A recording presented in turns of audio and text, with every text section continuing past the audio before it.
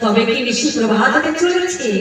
কি স্বামীজি আমাকে বলেছেন, না না আমার কাছে বলেছেন, স্বামীকা নিশি প্রভাত হওয়ার সঙ্গে সঙ্গে আমি তোমার পুত্র আর পুত্রবধূকে আমি তোমার হস্তে তুলে দেব। কিন্তু তিনি কোথায়? কোথায় আমার সওদাগর? কি ঘুমিয়ে আছে? উনি কিছু জানতে পারছেন না? না কিছু কি কাল তুমি ঘুমিয়ে আছেন? আমি একবার যা দিয়ে দেখি তো, দেখি মা নিশিতে প্রভাত হতে চলেছে। সওদাগর, সওদাগর গো, সওদাগর দেখুন না, আরে নিশি প্রভাত হতে চলেছে। আমি বরণ ডালা সজ্জিত করে নিয়ে এসেছি। আমার নিকট পরাজয় হয়ে পুনরায় এসেছিস আমার নিকট। এইবার আমি তোকে করবো তোর মস্তকে পাদা।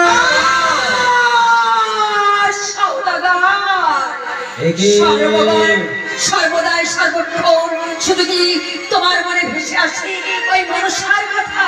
একটিবার তাকিয়ে দেখো, চোখ পেলে প্রভাত হলে তোমার পুত্র পুত্রবধূকে তোমার হস্তে তুলে দেবো। নিশি প্রভাত সত্যই বলেছে, সজ্জিত করে নিয়ে এসেছি। চমৎকার শালিকা, সত্যই অচেনা আনন্দের দিন।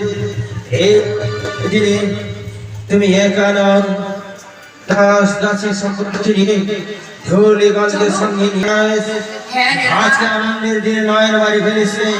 চল পুত্র চল, আমরা সকলে গিয়ে আমার পুত্র পুত্রবধূকে বরণ করে নিয়ে আসবো। তার পূর্বে আমি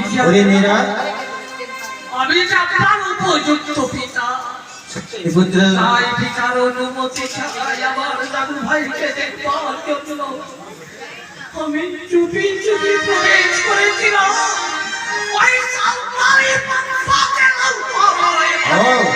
বুঝতে পেরেছি পুত্র, চুপি চুপি গিয়েছিলি বাসর ঘরে।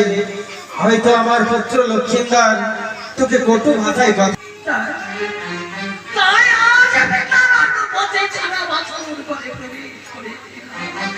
কেমন রয়েছে কেমন রয়েছে আমার বাবা? বল পুত্র বল, একটিবার আমার নিকট প্রকাশ করে বল।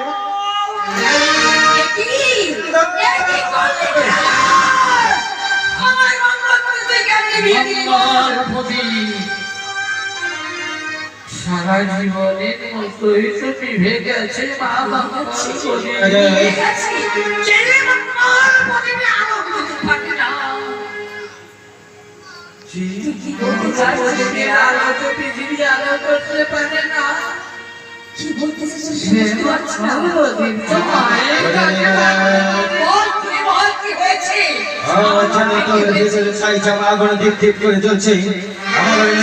প্রকাশ করতেছে।